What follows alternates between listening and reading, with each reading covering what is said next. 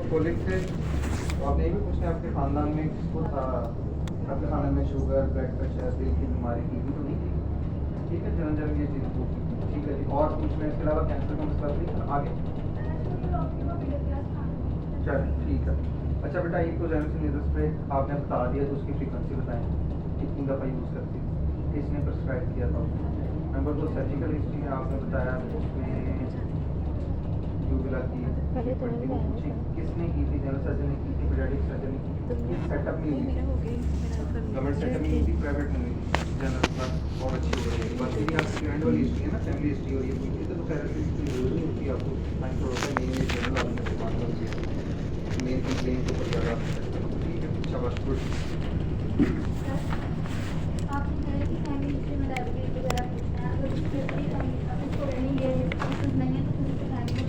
बिल्कुल पूछना होता है बेटा, एक सवाल है ना, पूरा पूछना है उससे।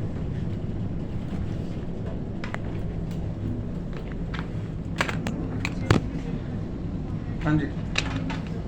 My patient Miss Tanzila, 21-year-old, unmarried female resident of Burewala, presented in OPD on 15 February 2022 with presenting complaint of nasal obstruction for 10 years with mouth breathing and dysphagia for about 6 months. दोबारा से करें शुरू बेटा, ऊंची आवाज़। बच्चों सारे सुने इधर।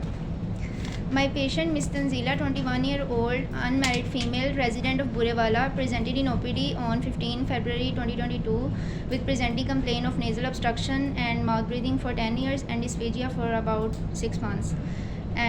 HOPI, my patient was in usual state of health 10 years back when she started having nasal obstruction from past 10 years, for which she had undergone surgery. Now from last 6 months she again developed complaint of complete continuous left-sided nasal obstruction and partial right-sided nasal obstruction that is associated with mouth breathing, headache and low-grade fever, and nasal discharge that is non-continuous, yellow in color, watery in consistency, and it is associated with lacrimation on drinking and swelling and relieved by tea and medication. कौन सी medication? बस उसने कहा दवाई दे रही ठीक। है, T and medication. कौन? And it is not associated with earache, postnasal drip, sneezing, allergy, snoring or sleep disturbance. She is also having complaint of dysphagia for about 2 to 3 months. Next, on systemic examination she has examination तो की नहीं आपने, अभी तो history है बेटा। वो नहीं, सिस्टमिक में ये कि वो she is valley oriented in time space and वो तो एग्जामिनेशन क्या किया आपने? वो एग्जामिनेशन मतलब हमारे जवाब दे रही थी सही तरह सवालों के, जो उसकी मेमोरी इंटैक्ट थी। क्या एग्जामिनेशन पे देखा फिर आपने? सिस्टमिक एग्जामिनेशन आप पूछ बताए ना, ये जीपी कितना था? नो सर, ये कि वो हमारे सवालों के सही जवाब दे रही से पता था कि वो कहाँ पे है। टेम्परेचर कितना था? बेटा ये फजूल लाइन है, इसको काट दें। एग्जामिनेशन जब होती है ना प्रॉपर, तो उसकी लाइन है पहले, ठीक है ना? ये आपका काम वो सर आए थे उस दिन, उन्होंने जब हिस्ट्री दी कौन से है ना, सर? तो वो एचओडी जो है, तो यार उन्होंने उन्होंने मुझे- कुछ और बताया होगा। नहीं, उन्होंने कहा था हमने एक लाइन में सिस्टमिक एग्जामिनेशन दी ना, एक दो लाइन बेटा बेटा सिस्टम की एग्जामिनेशन आपने की है उसकी? तो फिर हम नहीं देखेंगे उसे। सर शाहद ने बताया था सिस्टमिक इवैल्यूएशन था कि जीआईटी और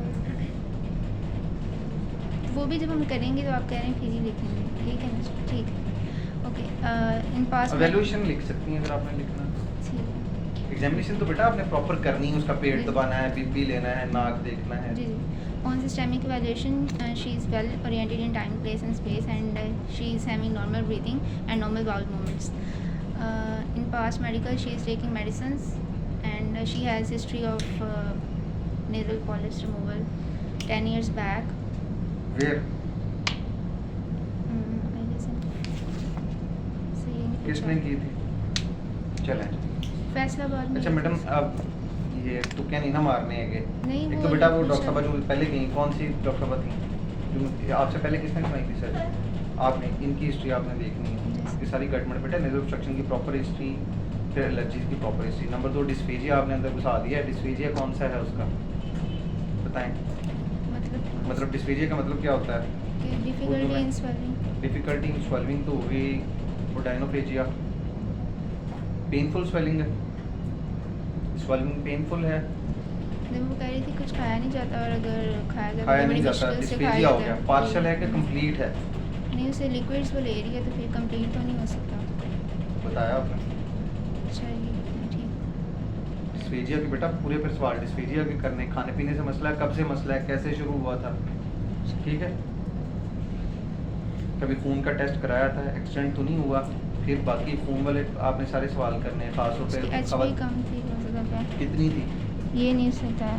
ठीक है, फिर आपने उसके सवाल पूछने हैं डिस्फेजिया के, क्या खाती पीती हैं, पानी पीती हैं, पानी के साथ नरम ग़िज़ा खाती हैं, सख्त ग़िज़ा खाती हैं, ये सख्त ग़िज़ा पानी से गुजर जाती है कि नहीं गुजर जाती, नरम ग़िज़ा खा लिक्विड तो ले रही है बेटा, फिर आपने वो भी पूछना है ना, दलिया लिक्विड तो जिंदा वगैरह नहीं कोई है इस ना। तरह ये कौन सी पेशेंट है डिस्फेजिया वाले हैं? सर ये कल इसकी जी जी कल हुई है इसकी। अंदर एचपी का अटैक उसका 10.5 था। फिर खवातीन है बेटा, खवातीन में जब भी आप डिस्फेजिया की हिस्ट्री लेनी है, एंड पे मेंस्ट्रुअल साइकिल की हिस्ट्री लेनी है उसकी, ताकि पता है कि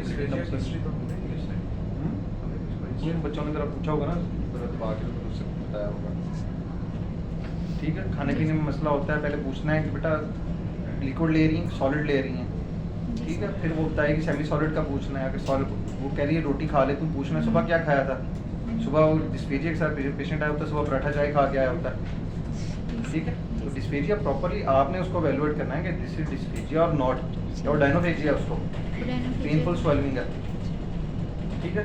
आधे मरीज जो आधे क्या 70-90-80% मरीज जो आता है उसको पराठा खा के आता है और उससे कहते हैं जी मैंने खाना नहीं खा नहीं जाएगा, ठीक है। फिर आपने पूछना है खा लेती हैं तो पानी से गुजारना पड़ता है कि वैसे गुजर जाता है, ठीक है।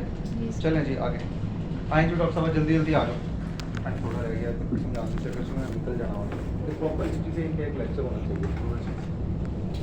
वो बच्चे ने ठीक किया, हाँ जी डॉक्टर